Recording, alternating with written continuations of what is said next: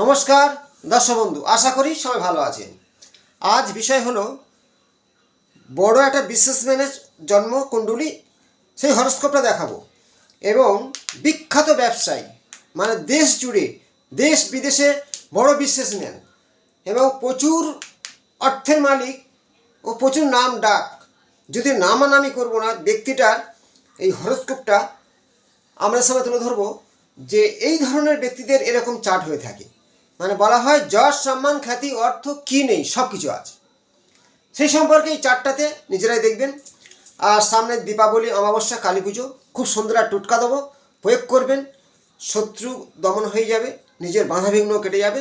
এই প্রয়োগটা করতে থাকবেন, লাস্ট পর্যন্ত দেখবেন এবং ভিডিওতে একটা লাইক শেয়ার দেবেন। এই হরস্কোপটার লগ্নে রাহু, লগ্নটা কার? তুলা লগ্ন। তুলা রাশির ঘরে রাহু ভালো ফল দেয়, আমি অনেক ভিডিওতে জানিয়েছিলাম। বৃষ রাশিতে রাহু ভালো ফল দেয়, কুম্ভ রাশিতে ভালো ফল দেয়, মিথুন রাশিতে ভালো ফল দেয়। তাহলে সেইভাবে তুলা লগ্ন, লগ্ন যেখানে তুলা লগ্ন, এই লগ্নর ক্ষেত্রে রাহু বসে আছে। লগ্নে যার গলা কাটা তার পিছনে ঘোরে কত বেটা। এই কথার অর্থ হলো অনেক ভিডিওতে আমি জানিয়েছি, যদিও সব লগ্নের ক্ষেত্রে নয়। এই লগ্নে গলা কাটা, লগ্নে গলা কাটা, লগ্নে যার গলা কাটা তার পিছনে ঘরে কত বেটা। মানে যে লগ্নে রাহু বসে থাকে, তুলা লগ্নের ক্ষেত্রে রাহু আছে, গলা কাটা মানে রাহুকে গলা কাটা বলা হয়। যার মুন্ডু আছে ধর নেই, ব্যাপারটা অনেকটা গুরুত্ব। সুধান চক্র দিয়ে বিষ্ণু সেই সর্বারু মানে দৈত্যকে কেটে দিয়েছিল, মুখটা রাহু নিষ্ঠা কেতু।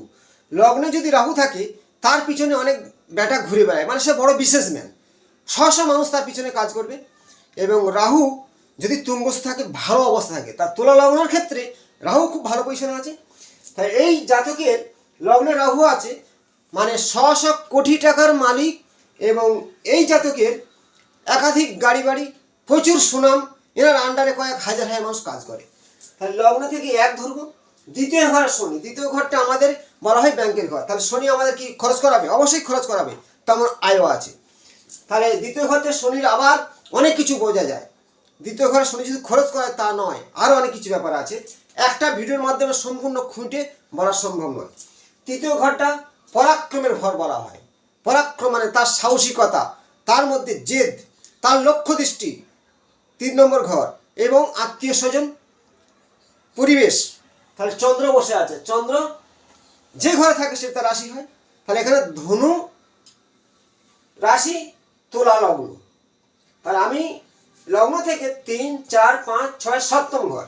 7ম ঘর আমরা সবাই জানি জ্যোতিষীরা যে তার বিজনেস দেখা হয়, বিজনেস পার্টনার দেখা হয় এবং বিবাহ জীবন দেখা হয়। তাহলে 7ম লগ্নের 7মে যদি শুক্র বুধ আছে, শুক্র বুধ কি হয়? শুক্র বুধকে বলা হয় লক্ষ্মী যোগ, এবং রবি বুধকে বলা হয় রবি বুধ বোধায়িত্ব যোগ। তাহলে লগ্নের 7মে বোধায়িত্ব যোগ, শুক্র আছে বুধের সাথে লক্ষ্মী যোগ, যদিও এখানে একটা গ্রহণ দোষ আছে। কেন? রবির সাথে কেতু আছে, তো অনেকটা লং ডিগ্রি অনুযায়ী অনেকটা দূরত্ব আছে। তাহলে বিজনেস করে অসংখ্য টাকার মালিক হওয়ার কারণ লগ্নে বোধায়িত্ব যোগ, যথেষ্ট বুদ্ধি টেকনিক, এবং 7ম ঘরে শুক্র আছে, শুক্র বুধকে লক্ষ্মী যোগ বলা হয়। প্রচুর টাকা, মানে এ টাকার শেষ নেই। যদি কার হরস্কোপ এইভাবে থাকে তাকে কেউ আটকাতে পারবে না। তাহলে 7ম ঘর গেল। 8ম ঘরটা আমার কি বলা হয়? মারক ঘর এবং হেলথের ঘর। আবার 8ম ঘরতে সম্পত্তি দেখা যায়, কতটা প্রপার্টি করবে। তাহলে 8মে মঙ্গল আছে, কিছুটা বলা হয় মাঙ্গলিকের প্রভাব আছে, কিন্তু সেটা থাক। এই 8ম ঘরতে প্রপার্টি কিছু পাওয়া যায়, প্রচুর সম্পত্তি অবশ্যই পাওয়া যায়। এর বিচারটা একটা আছে মঙ্গল ভূমিপুত্র, যে সম্পত্তি দেবে। 8ম, 9ম, 10ম, একাদশ ঘর দেখো। একাদশ ঘরকে কি বলা হয়? আয়ের ঘর। তাহলে সেই বৃহস্পতি একাদশ ঘরে বসে আছে। লগ্নের একাদশে বৃহস্পতি, ঘরটা কার? সিংহ রাশির ঘর। রবির সঙ্গে বৃহস্পতি দেবগুরুর একটা সম্পর্ক ভালো, সেখানে একাদশে বৃহস্পতি। তাহলে আমি একটা শর্ট ভিডিওর মধ্যে কিছুটা তথ্য জানাবো। অনেকের প্রশ্ন আসে যে দাদা হরস্কোপের মধ্যে কী থাকলে প্রচুর টাকার মালিক হওয়া যায়। তা আমি একটা জাতকের তার ব্যক্তিগত কুণ্ডলী নাম করব না, তাকে জানিয়ে আমি এই ভিডিওটা করছি। নামানামি না করে প্রচুর অর্থের মালিক, প্রচুর গাড়ি বাড়ি, তার জন্মছকটা এইটাই। এবার আমি যে বলেছিলাম যে কালী পুজো রাত্রে যে একটা ভালো টোটকা দেবো, আপনার অনেকের দেনা আছে তাড়াতাড়ি শোধ হবে, বা শত্রু আছে দমন হবে, এবং মনের ইচ্ছা পূরণ হবে। টোটকাটা হলো এটাই করবেন, কালী পুজো রাত মহাকালী পুজো, মহালক্ষ্মী পুজো বলা হয়। প্রত্যেককে বলবো, প্রত্যেকে প্রয়োগ করতে পারেন। খারাপ উদ্দেশ্য নয়, ভালো উদ্দেশ্য। শত্রুকে কিছু করার দরকার নেই, শত্রু কিছু করতে পারবে না। জাস্ট দর্শকের দোকানে যাবেন, বল্টু পিরাক, যাকে গুল পিরাক বলা হয়, 4টে গুল পিরাক নেবেন।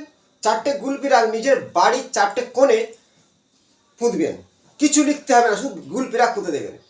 এতে আমরা কোনো শত্রুর ক্ষতি করতে পারবে না, ভূত পেট থেকে বাধা সৃষ্টি হবে না।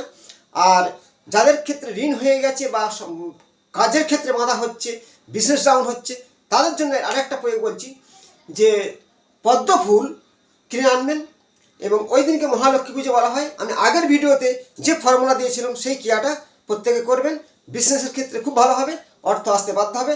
প্রত্যেকে ভালো থাকবেন, লাইক শেয়ার করুন, নমস্কার।